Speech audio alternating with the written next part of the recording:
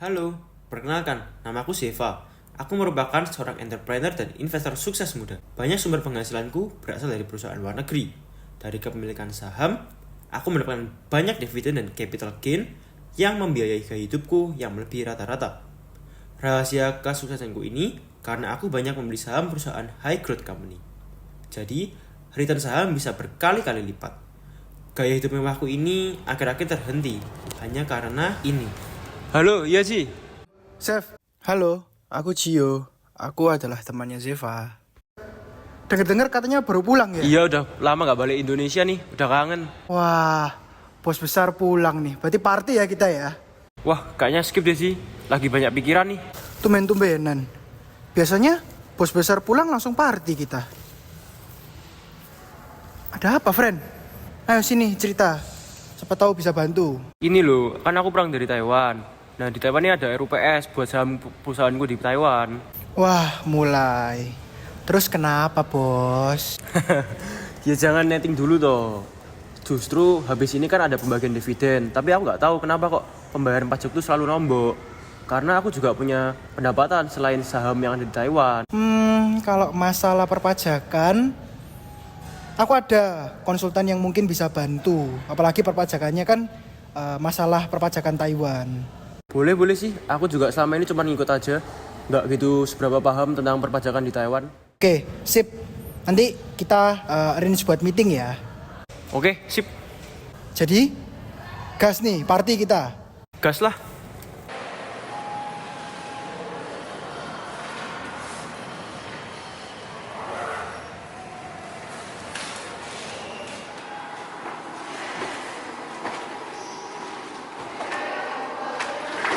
Saya Gibrano, Pak.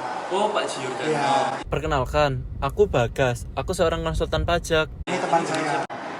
Bapak siapa? Pak Silva. Oh, Pak Silva. Iya. Mari silakan. Silakan masuk kantor saya. Selamat datang Pak. Sebelumnya nih, silakan diminum dulu. Ya. Jadi ada permasalahan apa ya? Jadi teman saya di sini, Pak Siva, ini punya masalah pajak penghasilan di Taiwan, Pak Bagas. Gini Pak Bagas, aku kan punya saham di Taiwan. Aku juga punya penghasilan di Taiwan.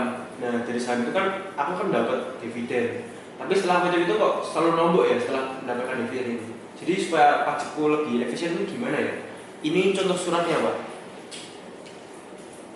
Oh ini ya sarannya. Iya. Oke. Jadi gini Pak Seva, sebelumnya saya pernah membaca jurnal yang sangat relate sama permasalahan Bapak ini. Judulnya tuh Dividend Tax Avoidance Trade and Its Impact on the Stock Market. Jurnal itu masih baru Pak, jadi mungkin bisa membantu permasalahan dari Pak Seva ini. Tapi sebenarnya saya jelaskan dulu ya untuk sistem perpajakan di Taiwan yang ya sederhana dulu lah, yang umum untuk kita bisa mengerti. Yang pertama, pasti di setiap negara akan dipungut pajak untuk orang yang berpenghasilan di pajak tersebut. Untuk di negara Taiwan itu sebelumnya itu diklasifikasikan menjadi seorang penduduk Taiwan atau non penduduk Taiwan. Jadi seperti ini Pak, apabila seorang warga atau seorang penduduk itu mendapat penghasilan atau bertempat tinggal bekerja di Taiwan selama lebih dari 183 hari, maka orang itu akan dicap atau berstatus sebagai warga negara Taiwan, di mana untuk tarif pajak yang berlaku itu progresif Pak, antara 6% hingga 40%, tergantung dari seberapa besar penghasilan Bapak. Nah, jadi gitu untuk ketentuan pajak penghasilan orang pribadi di Taiwan Pak. Itu masih secara sederhana sih Pak. Jadi untuk Pak Seva sendiri ini statusnya bagaimana nih? Udah berapa lama nih di Taiwan nih? Wah, saya sih sudah 8 bulanan deh Pak di Taiwan. Ceweknya itu loh Pak, cantik-cantik Pak. Bisa-bisa aja Pak Seva ini.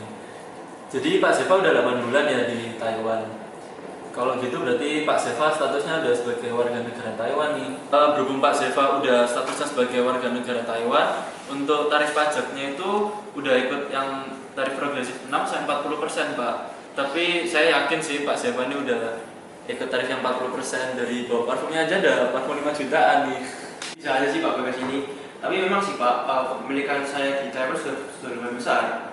Jadi saya bisa ya kasih saran untuk perpajakan saya. Pak, saya yakin dengan kepemilikan saham Bapak yang lumayan besar, Bapak ini sudah berpotensi untuk ikut tarif yang 40%, Pak. Jadi Bapak bisa memanfaatkan untuk membeli waran itu tadi, Pak, hak opsi waran tadi. Jadi triknya itu gini, Pak. Bapak bisa jual dulu semua kepemilikan Bapak saham tadi itu, semua sahamnya Bapak jual sebelum cum date-nya, Pak. Supaya Bapak nggak tercatat sebagai pemilik saham untuk dibagikan dividen. Nah, hasil dari penjualan itu tadi Bapak bisa belikan hak opsi waran tadi itu. Loh, boleh ya Pak? Ya sah-sah aja, Pak. Jadi nanti itu gini, Pak. Bapak itu dari hasil penjualan saham kepemilikan Bapak tadi, uang hasilnya itu Bapak bisa gunakan untuk membeli waran. Untuk teknik pembeliannya sih itu ada tarif potongan pembelian gitu, Pak. Semacam biaya pemrosesan gitu. Itu tarifnya sekitar 1,4% Pak untuk transaksi pembelian dan transaksi penjualan. Jadi ketika Bapak melakukan penjualan tadi sebelum tanggal cum date-nya supaya Bapak nggak dapat dividen tadi, Bapak hasilnya tadi Bapak belikan waran, hak opsi waran tadi itu yang akan dipotong sebesar 1,4%. Dan setelah nanti dividen dibagikan, Bapak bisa membeli lagi saham tersebut dengan Bapak menjual waran tadi itu. Tapi tentu di akhir akan ada potongan lagi sekitar 1,4%. Ya, jadi untuk strategi ini sih Bapak kurang lebih dipotong sekitar 3% lah untuk hak opsi waran ini. Oh, jadi bisa lebih hemat ya Pak? Loh ya tentu bisa toh Pak. Jadi gini, misal nih kita kalkulasi bareng ya. Misal harga saham Bapak saat ini 100 New Taiwan dollar per lembar. Dan untuk harga waran opsi waran ditawarkan itu 10 NTD New Taiwan dollar. Sedangkan untuk dividen yang dibagikan saat ini itu 5 per lembar saham yang Bapak milikin.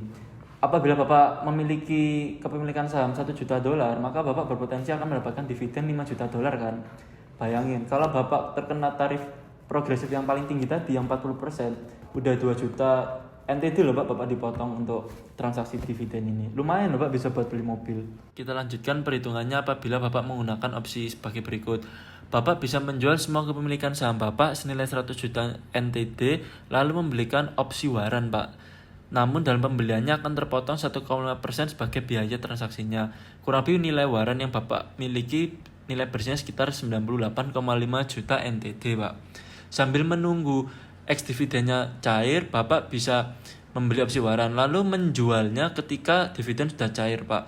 Bapak bisa menjual waran namun akan ada biaya potongan lagi 1,5% Pak, sehingga nilai akhir dari penjualan waran akan bernilai 97,2 NTD. Lalu Bapak bisa membelikan lagi saham kepemilikan Bapak. Bapak bisa memiliki lembar saham yang lebih banyak sekitar 1.021.000 Pak. Maka Bapak akan diuntungkan secara jumlah lembar saham dan Bapak terhindar dari pajak dividen Pak. Ya kan Pak, lumayan toh potongannya bisa sampai 2 juta NTD gitu.